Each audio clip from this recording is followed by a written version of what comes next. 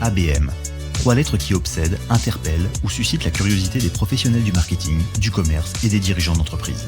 Derrière ces 3 lettres se cache non seulement une révolution marketing, mais surtout une véritable prise de conscience. La nécessité de proposer une expérience prospect unique. Alors l'ABM oui, mais pourquoi ? Avec qui ? Comment faire et avec quels outils ? C'est pour répondre à toutes ces questions, et bien d'autres, que l'agence Winband vous propose ABM Experience, le premier podcast francophone autour de l'account-based marketing. Inspirez-vous des retours d'expérience d'invités experts, découvrez des cas d'usage et des exemples concrets de campagne pour vous aider à réenchanter vos relations prospects et clients. Bonjour à tous et bienvenue dans ce 10e numéro d'ABM Experience, le premier podcast francophone qui parle de l'account-based marketing proposé par l'agence Winband. Au programme aujourd'hui, nous allons parler de LinkedIn, c'est le réseau professionnel incontournable qui joue un rôle très important dans la manière dont vous pouvez améliorer et optimiser votre stratégie de prospection. Et pour nous en parler, j'aurai le plaisir d'accueillir Ariane Perruchot, Account Director au sein des solutions marketing de LinkedIn. Cette erreur, elle est encore plus fatale, je dirais, pour lancer une campagne d'account-based marketing. Parce que quand on fait de l'account-based marketing, déjà, on utilise un premier filtre qui est, je restreins ma liste d'entreprises au moment de construire mon audience. Donc, si en plus de cela, on rajoute une multitude de critères, on va se couper de membres qui potentiellement pourraient être des prospects pour nous. Et surtout, de membres qui ont une influence sur le décisionnaire final. Enfin, nous terminerons cet épisode par les dernières actualités, nouveautés et bonnes pratiques à connaître autour de l'ABM et du marketing B2B. ABM Experience, épisode 10, c'est parti.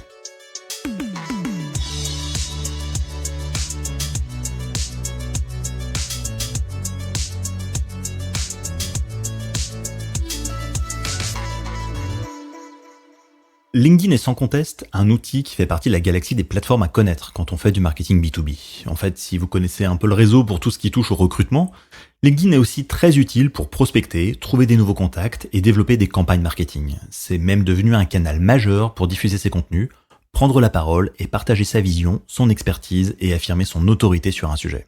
À la base, LinkedIn est un outil gratuit qui est disponible évidemment à tous. C'est un réseau social professionnel bien connu qui joue un rôle clé pour développer votre e-réputation par exemple, pour partager des informations en ligne, mais également des conseils et des bonnes pratiques. Néanmoins, quand on parle d'ABM, la botte secrète de LinkedIn repose en fait sur l'analyse des données dont le réseau dispose. Mais avant d'aller trop vite, revenons un moment en arrière. Avant de vous précipiter sur LinkedIn, vous devez être au clair par rapport à votre stratégie d'ABM. Cela signifie s'appuyer sur des fondations solides, qui repose sur différents points. Le premier, c'est d'avoir une bonne acculturation en interne, c'est-à-dire que vos équipes doivent savoir ce qu'est l'ABM et comment ça fonctionne. Le deuxième point, c'est de s'assurer que vos équipes soient alignées entre les équipes commerciales et les équipes marketing. Les directions et les équipes se parlent, elles doivent avoir un objectif commun qui peut se concrétiser par un SLA par exemple, ce qu'on appelle un Service Level Agreement, qui est ce contrat interne avec des objectifs clairs pour favoriser des niveaux d'engagement élevés. Le troisième point, c'est d'avoir un choix clair en matière d'ABM, selon si vous partez sur du one-to-one, du one-to-few ou du one-to-many. Le dernier point, ça va être de parler d'ICP et de personas qui doivent être structurés, rédigés, partagés et validés, et d'avoir une Target Account List, une TAL, qui peut être en cours de construction ou qui peut être finalisée pour savoir quel compte cibler.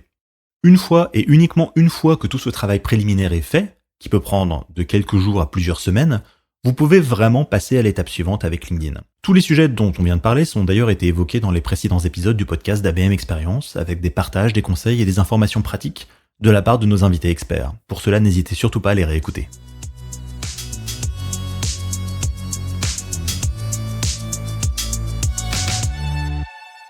En matière d'ABM, LinkedIn peut être utilisé de plusieurs manières. La première, c'est en tant qu'outil de business intelligence. Selon l'activité des comptes clés ciblés, vous aurez des informations qui peuvent être plus ou moins utiles pour personnaliser vos messages. Ainsi, suivre l'actualité d'un compte clé sur LinkedIn pour un commercial ou un marketeur, par exemple, est indispensable pour ajuster son approche en continu. La deuxième manière, c'est pour ajuster et finaliser votre liste de comptes clés selon les critères de votre ICP, de votre profil client idéal. LinkedIn propose ici des filtres plutôt avancés qui permettent de faire ressortir certaines entreprises auxquelles vous n'auriez pas forcément pensé. C'est très utile pour construire, finaliser et mettre à jour votre Target Account List. La troisième manière, c'est pour identifier les personnes qui comptent au sein des entreprises ciblées. En fait, on rappelle que l'ABM, ça se concentre vraiment sur des cycles d'achat qui sont longs, complexe, et il est rare qu'une seule personne prenne la décision. Il y a généralement un comité qui se réunit, un groupe de travail, mais il y a également des influenceurs ou alors des détracteurs. En fouillant dans les données de LinkedIn et en les comparant à d'autres données ou informations à votre disposition, Vous serez en mesure d'identifier les personnes qu'il vous faudra convaincre. La quatrième manière pour utiliser LinkedIn, c'est pour communiquer directement avec ces personnes à travers des campagnes marketing et des emails personnalisés. On est vraiment ici dans la phase d'exécution des campagnes avec des résultats qui doivent être suivis au quotidien. Vous pourrez ainsi rapprocher vos actions sur LinkedIn avec votre CRM afin de faire communiquer vos données et de garder un historique de vos actions. Enfin, la dernière manière consiste à suivre les évolutions de postes et les nominations pour faire des opportunités de contact. Si votre réseau évolue, il y a fort à parier que cela puisse aussi vous ouvrir de nouvelles opportunités d'affaires.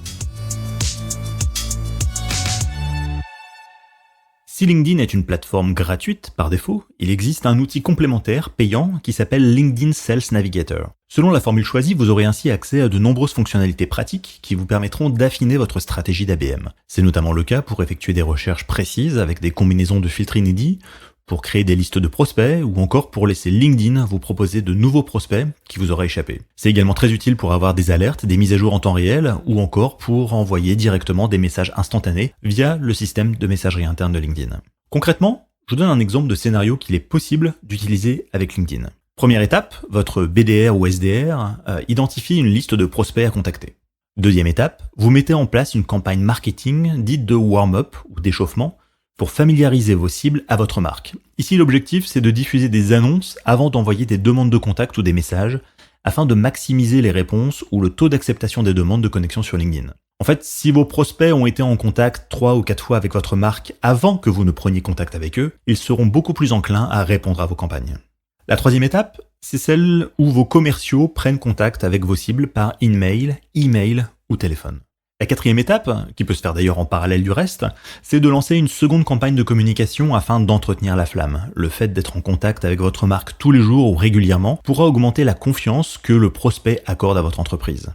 Et enfin, la cinquième étape, ça va être de relancer une dernière campagne de communication et de marketing pour rester dans l'esprit de vos cibles qui n'ont pas répondu à la campagne de vos SDR ou BDR, ou alors tout simplement qu'ils n'ont répondu que ce n'était pas le bon moment.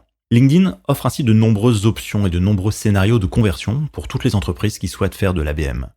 Et pour aller plus loin sur le sujet, il est à présent temps de passer à la seconde partie de notre émission avec l'interview de notre invité.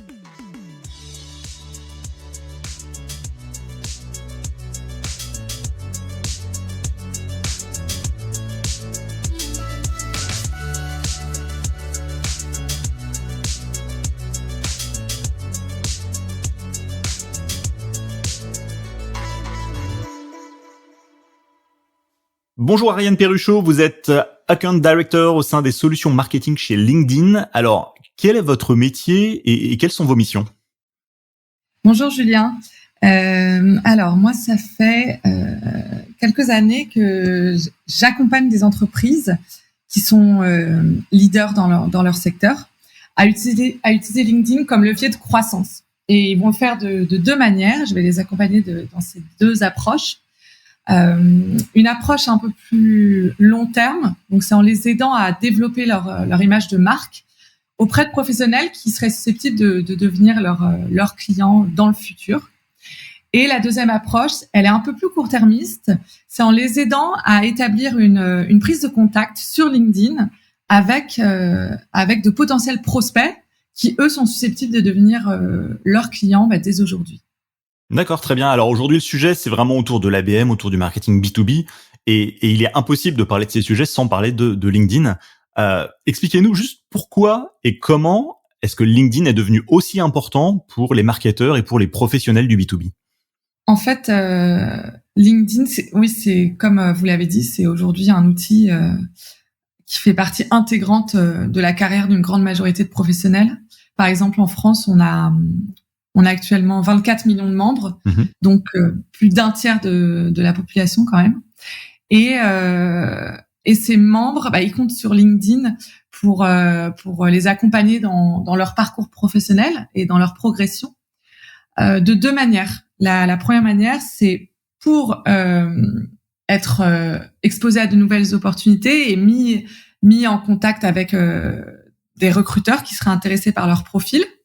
Et la deuxième manière, c'est vraiment en consultant LinkedIn comme un publisher comme un autre pour se tenir informés des actualités de leur industrie, de leur réseau, des concurrents de leur entreprise, etc. Donc, ils utilisent vraiment LinkedIn pour ces deux grands piliers, être ouvert à de nouvelles opportunités et progresser, développer certaines compétences et en apprendre toujours plus sur leur secteur. Et donc du coup, c'est vraiment pour ces raisons que ils sont c'est dans l'intérêt des membres de mettre à jour leur profil sur LinkedIn, informer leur réseau de leur rôle actuel, de leur progression récente au sein de leur entreprise, pour que de potentiels recruteurs soient au courant de leur évolution et peut-être les contactent, mais aussi pour être exposés plutôt sur LinkedIn à du contenu qui est pertinent, qui est vraiment en adéquation avec leur poste actuel. Donc c'est pour ça que c'est hyper important pour eux de mettre à jour leur profil, et du coup c'est la nature elle-même du réseau qui rend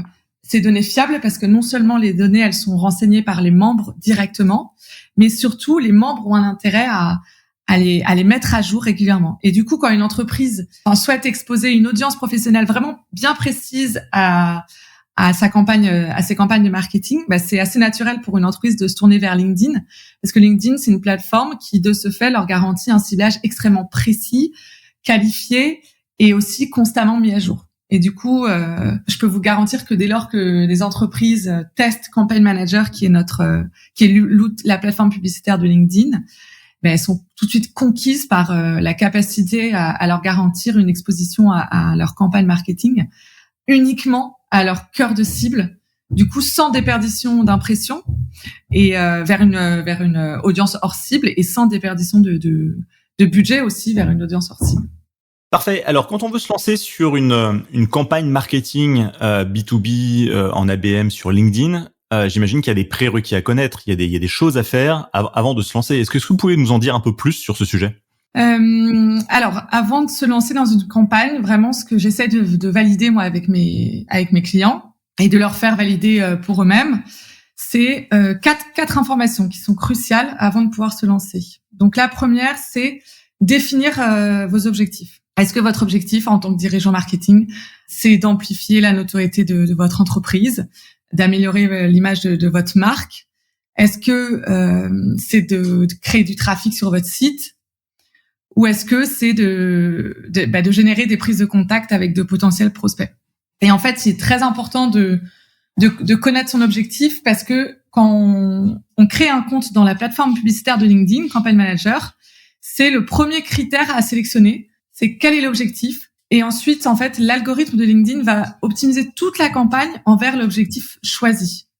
Donc, il faut pas se tromper et il faut sélectionner le bon objectif. Donc, c'est pour ça que c'est vraiment un prérequis à connaître qu'est-ce que je veux atteindre comme objectif via cette campagne, via cette action marketing. Ok. Le deuxième, ensuite, c'est connaître vos audiences. Donc ça, je pense que c'est un peu c'est un prérequis. C'est la base pour chaque personne du marketing. Je pense qu'elle connaît son audience, elle sait qui sont les prospects de son entreprise. Mais voilà, je te conseille quand même de remettre à plat, bien comprendre qui est son cœur de cible, parce que pareil, quand on est dans la plateforme publicitaire de LinkedIn, la deuxième étape, c'est de créer son audience type à partir des différents critères démographiques qui sont proposés par LinkedIn. Ces critères, ils sont construits par rapport aux informations renseignées par nos membres eux-mêmes sur leur profil LinkedIn. Donc, c'est important que la personne qui va créer sa campagne, elle ait une bonne compréhension de qui est son audience, et comme ça va lui permettre de pouvoir la retranscrire directement et correctement, surtout dans le langage des critères démographiques de LinkedIn. Ça veut dire qu'on peut choisir par typologie d'entreprise, chiffre d'affaires, secteur d'activité, etc. Exactement. En fait, il y a une multitude de critères de ciblage qui est disponible sur la plateforme publicitaire de LinkedIn. C'est une grande richesse, et c'est une des raisons pour laquelle beaucoup d'annonceurs se tournent vers LinkedIn pour créer leur campagne. On a toutes ces informations qui sont renseignées par nos membres sur leur profil. Donc, pour quelles entreprises ils travaillent, quelle est leur seniorité, nombre d'années d'entreprise, leur géolocalisation. Donc, voilà, ça peut un peu parfois perturber certains annonceurs qui se retrouvent face à trop de choix. D'accord. Trop de choix peut tuer le choix. Donc, il faut bien qu'ils aient clairement en tête qui est leur cœur de cible, parce qu'on peut avoir tendance à vouloir à multiplier trop de critères de ciblage et du coup se restreindre d'autres membres qui pourraient aussi appartenir à notre audience. D'accord. Donc, numéro 1, objectif. Numéro 2, audience. Numéro 3, c'est quoi ? Numéro 3, oui, c'est donc s'assurer qu'on a le contenu adapté. Donc, du contenu adapté non seulement à LinkedIn, donc un réseau social, adapté à son audience, mais aussi adapté à son objectif. Par exemple, si votre objectif c'est de faire de la notoriété pure, c'est bien d'avoir du contenu vidéo de qualité, assez corporate, une vidéo de marque, une vidéo de marque, oui. Alors que si on veut faire de la génération de leads, c'est mieux d'avoir du contenu d'expertise sur son industrie, comme un livre blanc ou un article blog. D'accord. Et en fait, c'est vraiment le contenu qui va jouer en grande partie sur les performances de la campagne. Donc, il faut bien le choisir parce que ça va être déterminant. D'accord, ok. Et le dernier prérequis pour se lancer? Et le dernier prérequis, c'est en fait, oui, vous assurer que vous avez bien les outils en place pour mesurer l'impact de vos campagnes, parce que c'est de cette manière que vous allez pouvoir mesurer votre retour sur investissement. Donc, si votre objectif c'est de la notoriété, par exemple, nous on a un outil en ligne qui vous permet de comprendre quelle est la perception de votre entreprise auprès des personnes qui ont été exposées à votre campagne versus celles qui n'ont pas été exposées. En fait, la manière dont ça fonctionne, c'est qu'on va aller poser la même question dans le fil d'actualité de nos membres qui appartiennent à votre audience, qui ont été exposés à votre campagne versus ceux qui n'ont pas été exposés. Par exemple, on va leur demander pourriez-vous considérer travailler avec entreprise Y?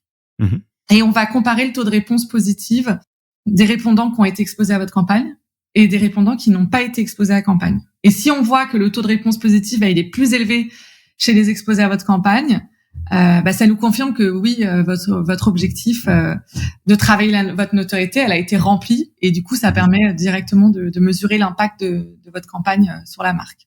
D'accord, ok. La notoriété, nous, on a l'outil en interne, mais par exemple, si votre objectif, c'est de créer du trafic sur votre site, c'est important de vérifier que vous avez bien le setup en place au niveau de votre site pour mesurer ces résultats, ce trafic qui a été généré via votre campagne. En plus, ça vous donne accès dans Campaign Manager à un rapport qu'on appelle le Website Demographic Report, qui va vous donner énormément d'informations sur les visiteurs de votre site, les entreprises pour lesquelles ils travaillent, leur sorte d'intérêt, leur seniorité. Donc, c'est une source d'insight assez précieuse en plus pour vous, qui est totalement gratuite, qui est disponible une fois que vous avez créé un compte dans notre plateforme publicitaire. Donc, je conseille de bien vérifier que vous avez tout en interne au niveau de votre site. D'accord. Donc, maîtriser ces prérequis, c'est évidemment fondamental avant de se lancer. Est-ce qu'il y a d'autres conseils que vous pourriez donner à une entreprise qui cherche à se lancer dans l'account-based marketing? L'account-based marketing, en fait, la base, évidemment, c'est de connaître la liste des entreprises qui sont prioritaires pour vos commerciaux. Je pense que ça, j'ai pas besoin de le préciser. Mais je dirais qu'il faut essayer d'aller encore un peu plus loin, et au-delà de uniquement connaître la liste de ces comptes clés, qui est encore plus efficace, c'est d'avoir une compréhension du niveau de relation que votre entreprise entretient individuellement, ou pas encore d'ailleurs, avec chacun de ces comptes. Parce que la notoriété de votre entreprise, elle n'est pas la même au sein de chaque compte. Et donc, les actions marketing que vous aurez besoin de mettre en place vis-à-vis de chacun de ces comptes, ils seront pas les mêmes.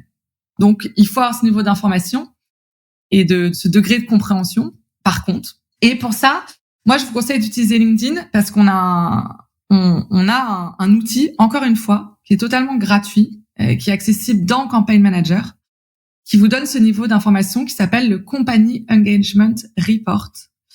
C'est disponible une fois que vous avez créé votre compte et que vous avez téléchargé la liste d'entreprises que vous souhaitez cibler avec vos campagnes, donc la liste de comptes clés pour votre entreprise. Et une fois que vous avez téléchargé cette liste, on va vous donner un rapport avec une note entre 1 à 5 à chacune de ces entreprises.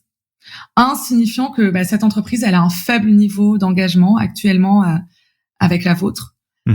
Et 5 signifiant qu'elle a déjà un très très bon niveau. En fait, pour attribuer cette note à chacune de votre entreprise, on va utiliser différentes métriques.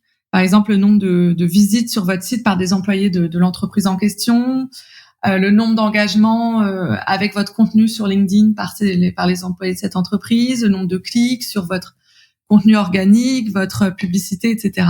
Donc, c'est hyper enrichissant pour vous d'avoir cette visibilité grâce à LinkedIn. Et après, ça va vous permettre de créer des listes de comptes par score. Donc, par exemple, scindez votre liste de comptes clés en deux. Une avec lesquelles vous avez auprès desquels vous avez une moins grande notoriété, ceux qui ont par exemple un score entre 1 et 3, et ceux au sein desquels vous avez déjà une notoriété bien établie, ceux qui ont un score entre 3 et 5, et vous allez pouvoir mener des campagnes différentes auprès de ces deux listes. Par exemple, une campagne de notoriété auprès des entreprises avec un faible niveau d'engagement, et puis celles qui ont déjà un bon niveau d'engagement, vous savez qu'elles sont déjà assez matures, et peut-être que vous pouvez directement lancer une campagne de génération de leads avec celles qui ont un niveau élevé. D'accord. Et ça, j'ai oublié de le dire tout à l'heure dans les prérequis. Quand vous lancez des campagnes de génération de leads, ce qui est aussi très important, c'est de vous assurer que, quand vous le faites sur LinkedIn, que votre CRM, il soit intégré avec la plateforme publicitaire de LinkedIn, parce que de cette manière, vous allez pouvoir traquer dans votre CRM pour tous les deals qui sont en cours ou qui ont été closés avec un prospect qui a été généré via une de vos campagnes marketing. Et bien, vous allez pouvoir prouver en interne que ce deal closé, il a été à la base généré par un lead envoyé par votre campagne marketing. Et donc, c'est tellement important pour les dirigeants marketing de pouvoir montrer à d'autres fonctions de l'entreprise l'impact que vous avez sur le revenu de la boîte, non seulement pour maintenir vos budgets d'année en année, mais même aussi pour les augmenter, et puis même pour vous, pour prouver le ROI de votre équipe, quoi. Et alors, comment on fait ça? C'est compliqué? Est-ce qu'il faut des grosses connaissances techniques pour connecter un outil CRM avec LinkedIn? Ou ça fonctionne avec tous les CRM? C'est très simple. Aujourd'hui, on a beaucoup d'intégrations avec de nombreux CRM, donc ça se fait. Je conseille aux entreprises aux personnes du marketing qui veulent lancer des campagnes de se rapprocher de la personne en charge du CRM au sein de leur entreprise, qui pourra très facilement les accompagner pour réaliser ces intégrations. D'accord, très bien. Alors, quand on se lance sur LinkedIn, quand on connaît pas trop, quand c'est une première campagne ABM par exemple, on fait toujours parfois un peu des erreurs de débutants. Quelles sont les plus communes et quelles sont celles évidemment à éviter pour gagner du temps quand on lance une campagne ABM sur LinkedIn? En règle générale, on a tendance, et pas que sur LinkedIn, on a tendance à vouloir, via son marketing, toucher uniquement le décisionnaire final pour sa boîte, et on sous-estime le pouvoir de l'influenceur. Surtout quand on est sur une plateforme qui a une richesse de ciblage comme LinkedIn et qui nous propose vraiment une multitude de critères, et où on sait que grâce à cette multitude de critères, on va pouvoir cibler uniquement le décisionnaire final, le C-level, qui est très très dur à aller cibler ou avec lequel engager. Sauf que, en plus, cette erreur, elle est encore plus fatale, je dirais, pour lancer une campagne d'account-based marketing.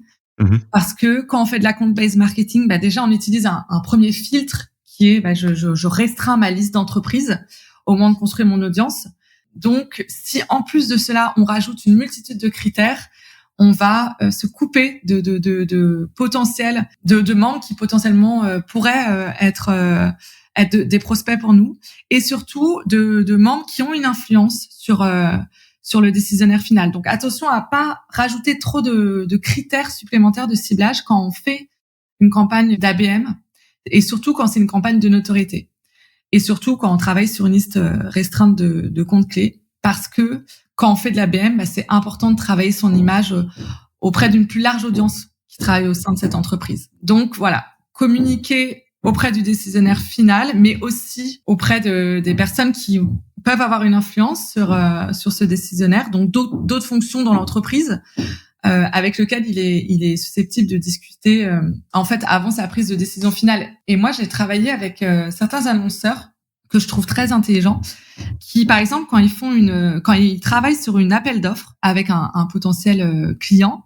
eh bien ils lancent en parallèle une vaste campagne de notoriété sur LinkedIn auprès de tous les employés de cette entreprise, donc même les plus juniors. Donc non seulement ils ciblent toutes les fonctions, mais aussi les plus juniors, parce que déjà ça leur permet donc comme leur campagne touche une entreprise unique, ça leur permet de customiser le contenu en nommant le nom de l'entreprise dans le contenu, donc en interpellant directement le membre, et on voit que la campagne déjà elle résonne bien mieux auprès de l'audience parce que ils se sentent directement concernés, donc ils vont accorder plus d'attention au contenu. Et surtout, ça assure ces annonceurs de travailler leur image auprès de l'ensemble des salariés. Et du coup, ça élimine un peu tout doute, quel que soit le salarié avec lequel le décisionnaire final il risque d'échanger sur l'appel d'offres. Et ben si ce salarié il a été exposé à la campagne de l'annonceur et si le contenu est bon et a été bien travaillé bien sûr, quel que soit le salarié, il en aura une image positive. Donc ça permet un peu de limiter tout risque finalement d'avoir un potentiel détracteur interne qui pourrait polluer leur image auprès du décisionnaire final. D'accord. Ah, c'est une super bonne pratique, c'est intéressant ça, de pas se concentrer effectivement que sur le décideur ou les influenceurs, mais d'élargir la cible pour tenter d'infléchir la prise de décision.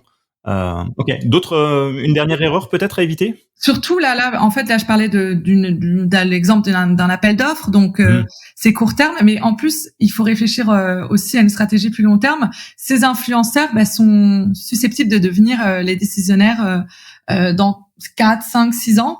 Donc, c'est toujours bien aussi de les cibler, surtout via des campagnes de brand, de marque, parce que c'est les acheteurs de demain.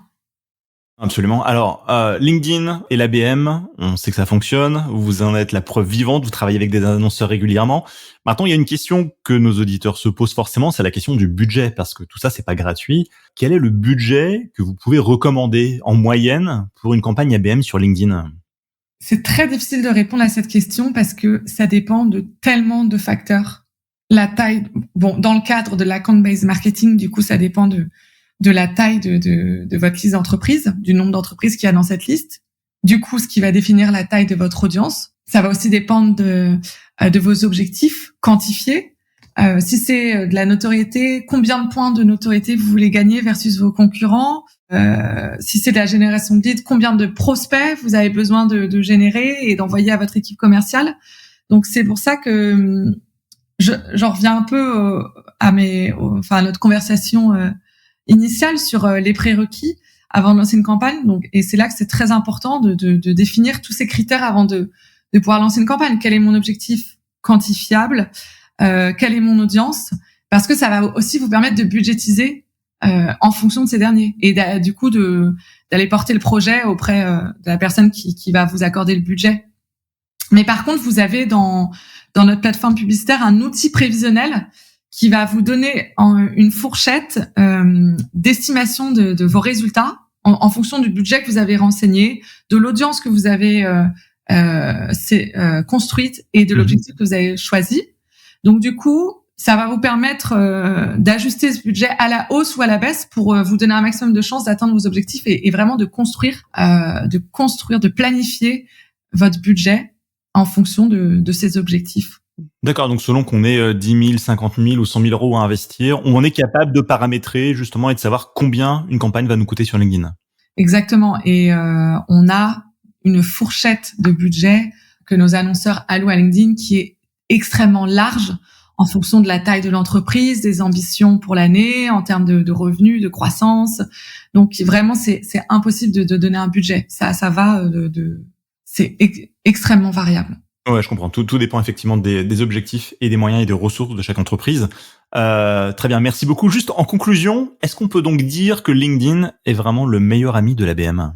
Alors, meilleur ami, je sais pas, mais j'irais meilleur allié. En tout cas, oui.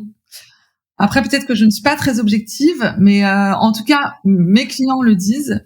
Et je suis sûre que d'autres entreprises qui ont testé LinkedIn dans leur approche d'account-based marketing seront d'accord avec moi. C'est vraiment le meilleur allié. Déjà parce que non seulement comme j'ai expliqué un peu plus tôt sur tous les rapports gratuits que vous pouvez générer au sein de la plateforme, sur les visiteurs de votre site ou même le niveau d'engagement que chaque entreprise a d'ores et déjà avec la vôtre.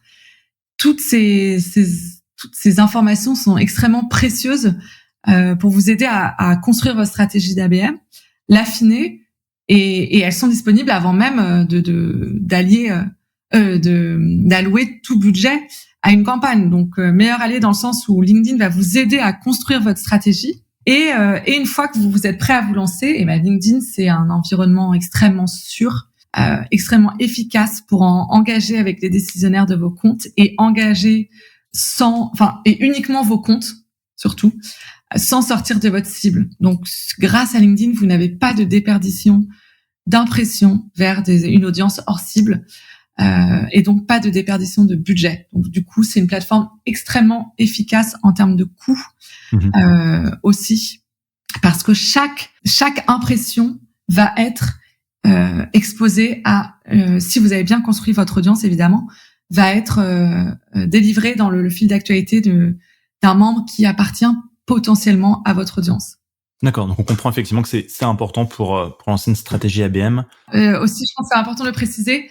C'est aussi votre meilleur allié en tant que dirigeant marketing, parce que si vous avez bien tout mis en place, si vous avez bien mis les bons outils en place, comme les intégrations dont on parlait un peu avant, LinkedIn, ça vous permet en tant que dirigeant marketing de prouver à votre CEO ou au comité exécutif de votre entreprise l'impact direct que vous avez eu sur le chiffre d'affaires. Et ça, je pense que c'est vraiment, c'est un peu l'apothéose pour un dirigeant marketing de pouvoir prouver concrètement ce que vous avez rapporté à l'entreprise. Oui, c'est ça. On a un vrai retour sur investissement avec des vraies données fiables qui permettent de visualiser tout ça, effectivement. Bah, écoutez, merci beaucoup pour votre participation. Je rappelle, Ariane Perruchot, que vous êtes Account Director au sein des solutions marketing chez LinkedIn. Merci beaucoup pour cet échange. Merci à vous, Julien.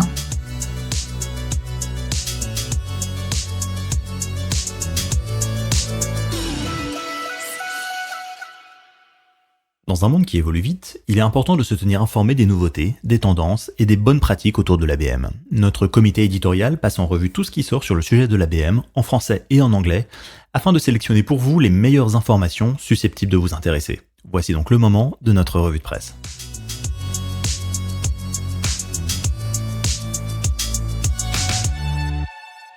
Parlons budget. C'est souvent une question délicate car tout dépend du contexte et du périmètre d'action autour de votre stratégie d'ABM. Une étude du cabinet Forrester, datée de septembre 2022, souligne que le budget moyen de l'ABM a diminué d'environ 16% par rapport à 2020 pour atteindre 590 000 $ hors charges salariales, en raison du nombre élevé de petites entreprises qui s'essayent de plus en plus à lancer des projets pilotes autour de l'ABM. Toujours selon Forrester, un projet pilote typique coûte aujourd'hui environ entre 150 000 et 250 000 $, et près de 30% des entreprises dépensent moins de 100 000 $ pour se lancer. Alors aussi intéressante soit-elle, cette étude reste toutefois fondée sur des entreprises américaines. Le marché français n'est pas encore au même niveau, et par expérience, nous constatons que les budgets consacrés à l'ABM sont aujourd'hui beaucoup plus faibles. En général, ils peuvent démarrer autour de 15 000 € et monter jusqu'à 150 000 €, avec une moyenne généralement qui tourne autour des 50 000 €.